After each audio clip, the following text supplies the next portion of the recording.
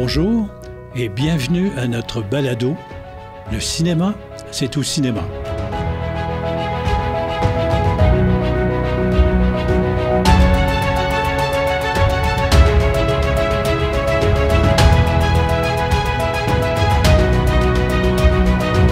Épisode 29, intitulé « La déception de l'année ».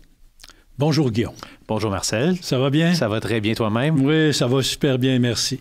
Écoute, pour cette fois-ci, je voulais apporter le fameux problème, pas problème, mais la déception qu'on a eue face au film Joker 2, oui. La folie à deux. Et pourquoi je veux en parler? Parce que personnellement, j'ai bien aimé le film. Moi aussi. Malgré ses faiblesses... J'ai peut-être un billet, mais je peux pas dire que c'était aussi bon que le premier film, mais moi, j'ai apprécié le film. J'ai aimé l'endroit où le film est allé, mais je peux comprendre une partie du processus de la déception du public. Mais je t'ai coupé dans ton élan, là.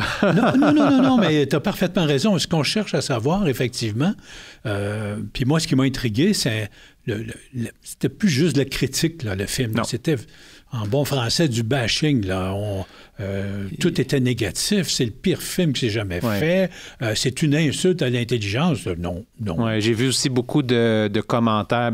J'ai vu quelques commentaires sur les réseaux sociaux où il y avait des gens, là, puis je parle pas nécessairement du Québec, là, c'était partout dans le monde, qui disaient que le film était chanté à 90 %, ce qui n'est pas vrai non plus. J'ai même pris le temps de calculer le temps avec un chronomètre, combien de temps, en passant ces 21 minutes, le temps que les gens chantent dans ce film-là. Donc oui, c'est chanté, mais d'une manière très, très limitée. C'est juste que ça revient souvent. Mais effectivement, moi, j'ai la théorie que ça fait partie maintenant du cinéma en salle aujourd'hui. On a des films qui remportent des succès incroyables. On en a un en ce moment. Et d'autres qui ont un sort plus malheureux. On espère que ça n'arrive pas trop souvent. Mais il y a eu beaucoup de négativité envers ce film-là, plus que le commun du film qu'on va jouer dans les salles de cinéma, qu'on va consommer. Après ça, un film, là, c'est propre à chacun. Chaque spectateur, non seulement a droit, mais a sa propre opinion. Donc, et c'est très, très légitime et correct d'avoir une opinion différente des autres. C'est pour ça qu'on est qui on est. Ouais. Mais celui-là, bien évidemment, beaucoup de gens ont sorti des commentaires de dire le film n'est pas super, fait que ça a enlevé beaucoup le goût à des personnes d'aller le voir. Oui, puis les réseaux sociaux, c'est souvent la surenchère. Oui. La surenchère négative ou la surenchère positive. Dans ce cas-là, j'ai été quand même surpris parce que moi, ce que j'ai aimé de ça, c'est que c'est un film dans le monde des super-héros, mais là où c'est différent, c'est que pour une fois, c'est pas le scénario de la fin du monde où un gros méchant va tuer tout le monde. Et que le héros va sauver la planète. Exactement, et qu'on tue la moitié de la planète pour que le mauvais fasse pas ça. Donc, c'était différent, c'est une autre approche. Peut-être que c'est ça qui a frustré les gens, mais le point que tu apportes, inévitablement, le fait que ça soit à l'occasion chanté, les gens étaient possiblement pas prêts à ce qu'un drame comme celui-là, parce qu'il faut dire que c'est pas une comédie, là, c'est vraiment un drame, non. Et que ça s'arrête, puis à un moment donné, les gens partent à chanter. Moi, j'ai beaucoup aimé les termes des chansons, l'interprétation. C'était très bien fait. Mais c'était apporté, selon mon évaluation, d'une manière intéressante parce que ça se passe dans la tête du personnage. Donc, quand ça va pas bien, là, je veux pas spoiler, là, on donnera pas la fin du film ou quoi que ce soit là, ici. Mais dans sa tête, quand ça va pas bien, là, il s'évade dans des numéros musicaux qui sont connus, tout dépendant là, de l'âge des chansons. Et moi aussi, je trouvais que c'était bien apprêté, mais manifestement, on n'était pas très commun dans notre opinion. Exactement. Et sans vouloir dévoiler quoi que ce soit, je peux juste vous conseiller d'écouter le film jusqu'à la toute fin. Oui. Et ça vaut la peine. Oui. J'en dis pas plus. Mais c'était un peu ça. Donc, on est pris parce que ce genre-là, le genre musical où il y a des interprétations de numéros, de musique, on va le retrouver de plus en plus. C'est plus la mode que c'était. Même un film québécois qui était très bien fait. Nos belles-sœurs. Nos belles-sœurs. Des excellents numéros de chant et de danse. Tout à fait. Qui apportaient quelque chose de nouveau, de différent. Qui n'était pas totalement étranger au film Le Joker. Je veux dire, c'était un peu dans le même style. Évidemment, complètement dans un registre différent qui était beaucoup plus léger. Mais je parle visuellement, puis la manière que les numéros étaient apportés, ça ressemblait un peu. Mais d'ailleurs, ça doit ressembler un peu à beaucoup de comédies musicales. Puis ça aussi, c'est un terme que je trouve qui est un peu généralisé. Exactement. Beaucoup. C'est à combien de minutes ça devient une comédie musicale? Est-ce que c'en est une? C'en est pas une? C'est un film avec des chansons? Parce qu'à ce niveau-là, ben, Le Roi Lion, qui est sorti en 2019, c'est une comédie musicale. Il y a des chansons aussi. Je pense que la différence se fait, pour moi, quand le dialogue est chanté. Personnellement, c'est comme ça, je le vois aussi. Et dans les films qu'on a nommés, c'est pas le cas. Les gens ne chantent pas le dialogue. Évidemment, il peut y avoir de l'histoire qui est contée à travers ça, mais dans les films qu'on a nommés, c'est pas le cas. Puis il y a certains films que oui, ils vont chanter dialogue. Un exemple, Les Misérables, qui est chanté, à mon souvenir, d'une manière assez importante. Les Parapluies de Cherbourg est le plus bel exemple du cinéma français où effectivement les dialogues, on chante tout le long du film. Parce qu'avec le temps, avec ce qu'on vit en ce moment, ce qu'on voit de films qui sortent, particulièrement aux États-Unis, je pense que c'est un médium qui va... C'est un sujet qui va être de plus en plus populaire. Il y a des films avec des chansons d'une manière assez régulière. On en a l'exemple. Il y en a eu à Noël passé. Le film Wonka, c'était chanté. Color Purple, exactement. Et puis là, ben, on a Wicked. On en a beaucoup, beaucoup d'exemples. Puis c'est des films qui sont assez populaires. Donc, je pense que c'est des choses qu'on va retrouver souvent. Puis ici, au Québec, ben, je trouve, surtout, entre autres, avec Les Belles-Sœurs, qu'on commence à adopter le style qui, moi, je trouve qu'il se marie très bien avec le cinéma. Oui. Personnellement. Alors, j'ai l'impression que c'est des exemples de films avec des numéros musicaux qui vont être de plus en plus présents. Et puis, voilà, on pourrait dire, il y a le Bollywood, on pourrait s'appeler le Québec Hollywood, je ne sais pas comment. Oui, parce que le fameux Bollywood qui se termine toujours par une chanson dansée. Exactement. Dans la joie et l'allégresse. Et c'est ça, exactement. Donc, c'est ça. Bon, mais pour en venir à la critique, comme tu dis, c'est essentiel, il faut qu'il y en ait. Mais des fois, j'ai l'impression qu'on prend la critique d'origine d'Hollywood et on ne fait que la traduire en français dans certains médias et qu'on réplique toujours la même chose et c'est pas toujours, en tout cas, à mon sens... Des fois, ça passe, des fois, ça passe pas. Ce que je peux dire, j'ai lu l'autre fois, quand le film est sorti, que le premier Joker, quand il est sorti, a commencé... D'ailleurs, il n'y avait pas des très bonnes critiques, le premier Joker, mais il a remporté un prix très prestigieux dans un festival, puis suite à ça, c'est parti. Et il a commencé à devenir très, très, très populaire, puis là, il a pris son air d'aller, si on peut dire. Et ils ont essayé de faire la même chose avec le festival, je pense, de Venise, qui a présenté le film en premier, puis ça n'a malheureusement pas été le même succès. Exactement. Donc, il n'y a pas eu ses lettres de noblesse. Non, c'est ça. Fait que ça a probablement contribué également.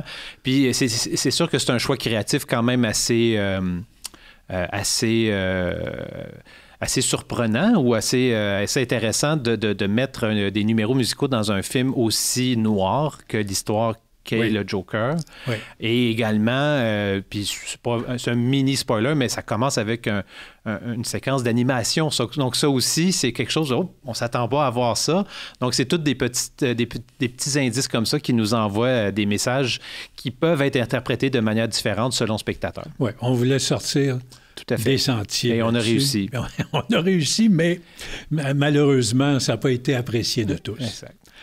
Il y a un autre point que je voulais regarder avec toi, parce qu'on a sorti récemment le film Mademoiselle Bottine, un film québécois, un excellent film de Yann Lanois-Turgeon, et qui met en vedette Marguerite Laurence, la si attachante jeune comédienne, et évidemment avec Antoine Bertrand, qu'on connaît bien.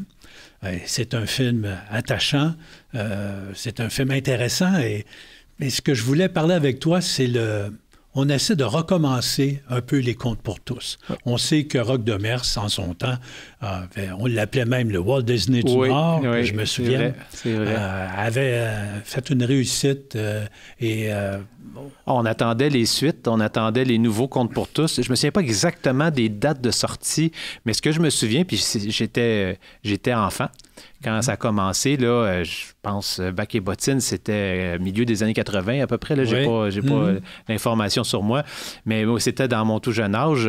Donc, c'était l'événement un peu Walt Disney du Québec et c'était très, très populaire. Il y en a eu plusieurs qui ont très bien fonctionné. Et c'est une bonne idée de vouloir recommencer parce qu'il y a un creux, là. Absolument. Là, ce que je trouve, c'est même aux États-Unis, partout, il n'y a plus de films... comment je dirais, ils disent live action. Oui, on a essayé de ne pas le dire, mais on va le dire. Oui, c'est ça, exactement. Des films avec des acteurs réels, en prise de vue réelle, qui sont pour la famille. Exactement ça. Il y a un creux, là, c'est arrêté complètement. Parce que je me souviens, il y a eu d'énormes succès. Maman, j'ai raté l'avion. Denis, la petite peste, Beethoven, nommez-les.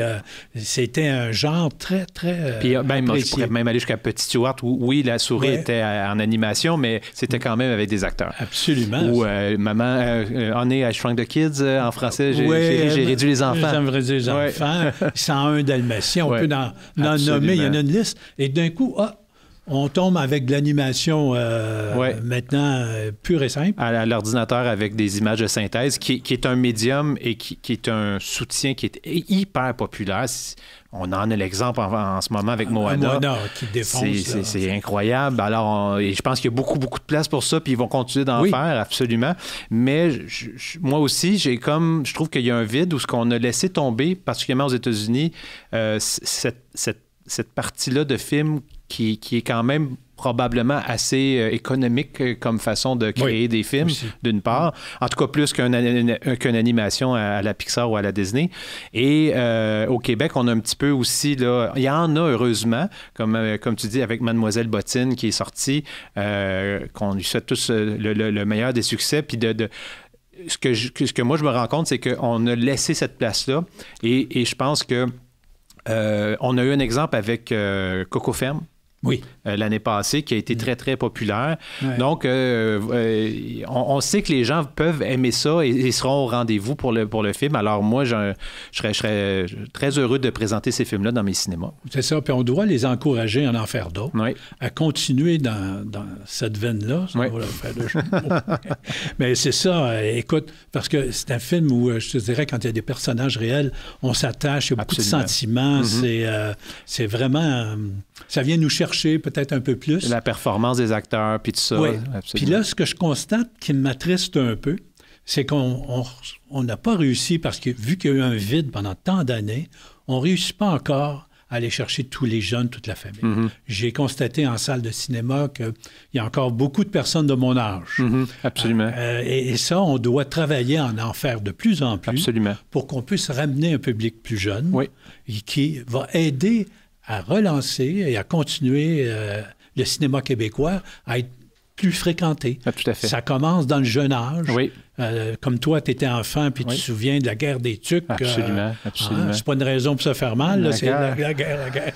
Donc, on se souvient des choses comme ça, puis qui ont marqué, puis qui t'ont suivi. Absolument. Mais il faut que nos jeunes, les enfants d'aujourd'hui, puissent aussi s'initier au cinéma québécois beaucoup plus jeunes. Ah oui, exactement, à la sauce 2024, au goût d'aujourd'hui. Ouais. Mais en tout cas, moi, de mon côté, de ma petite expérience, on pourrait être surpris de voir que nos enfants, là, les miens sont plus vieux, mais quand il y avait 10 ans, 9 ans, 8 ans, dans ces âges-là, étaient très ouverts à découvrir des choses différentes, qui n'est pas juste des choix classiques, entre guillemets, qu'on va choisir automatiquement.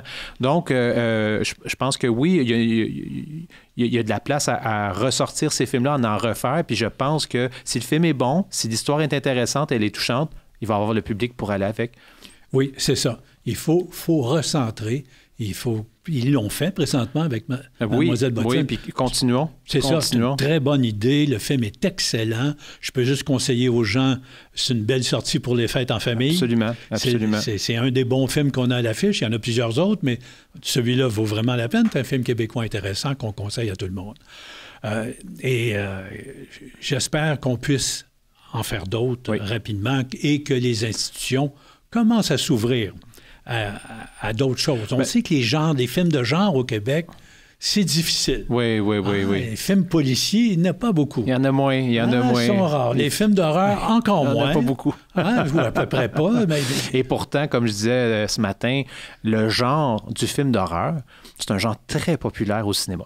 Ouais. On en sort très souvent, on en sort beaucoup, on en sort avec des attentes des fois plus élevées que d'autres, mais c'est quand même assez rare qu'un film manque son coup. Oui, c'est reste niché, c'est peut-être pas pour tous les cinéphiles, mais les cinéphiles qui aiment les films d'horreur sont très présents dans nos salles de cinéma. Il faut en offrir pour tous les goûts, c'est ça le secret.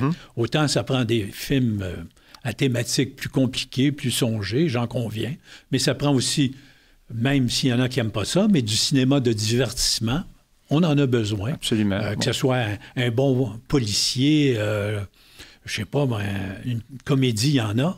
Oui. Il faudrait qu'il y en ait encore plus. Puis des films à thème plus lourd aussi, d'accord, mais c'est l'ensemble qu'on veut avoir qui est un petit peu, à mon sens... qui manque un peu. Elle est un peu déséquilibrée. Oui, mais en tout cas, on sait que les gens sont intéressés à plusieurs sujets. Celui qu'on a parlé en entrée de jeu, c'est un exemple de film familial. Au Québec, on aime ça, sortir en famille. Donc, il y en a pour tous les goûts. Évidemment, c'est sûr qu'il y a des sujets qui se prêtent mieux probablement à de la production que d'autres. Faire un film de science-fiction, j'imagine que ça va prendre plus de moyens et de créativité, donc avec les coûts que ça engendre. Mais n'empêche que ça commence sur un papier, un scénario, et puis après ça, il y a toujours un moyen de moyenner, tout dépendant de ce qu'on est capable de produire. Mais moi, je pense que, oui, scénario, tu peux écrire un type roule à sens inverse à la rue Sainte-Catherine, en plein milieu du trafic à 5 heures le soir. Par contre, il y a une raison pourquoi le type roule à sens inverse, et c'est peut-être plus la raison qui l'a poussé à faire ça. Alors, à ce moment-là, si on garde la même raison, mais on l'envoie dans une rue moins occupée, peut-être que ça peut fonctionner aussi sans être la rue Sainte-Catherine. Exactement. Ça coûte moins cher. Voilà. Effets spéciaux. Mais ce qui est intéressant, c'est qu'en parlant des genres de films et tout ça, l'Association des propriétaires de cinéma est en train de préparer un mémoire qu'elle va présenter au ministère de la Culture pour justement essayer de bonifier la production québécoise, et elle fait des suggestions. Ça va être le sujet d'un balado futur. Et on aimerait pouvoir rencontrer aussi un des coprésidents de l'APCQ. On va se mettre en contact avec M. Bouchard. Et je pense que ça va être un sujet hyper intéressant parce que la production cinématographique québécoise doit prendre, d'après moi, un nouveau virage, plus inclusif comme on en parle présentement. Et on pourra à ce moment-là pouvoir en parler et pouvoir aussi le décortiquer un peu plus dans le sens que tu le dis. Oui. Un sujet passionnant qui va être discuté par des gens passionnés. Et voilà, c'est ça. On a d'autres choses aussi. On a réussi là, à mieux, comment je dirais, mieux indiquer ou mieux encadrer nos balados futurs. On a des gens de chez RGFM, autant une chargée de projet, des projets spéciaux, Mme Annie Hamel, qui va être des nôtres. Il y a Mathieu qui est ici, le directeur du... Perrault, c'est ça. Du cinéma Joliette. Du cinéma Joliette. Et il y a notre fameux geek, M. Félix, qui était technicien Oui, qui va nous parler du côté plus technique, qui est très, très intéressant, très volumineux. On s'en vient avec ça.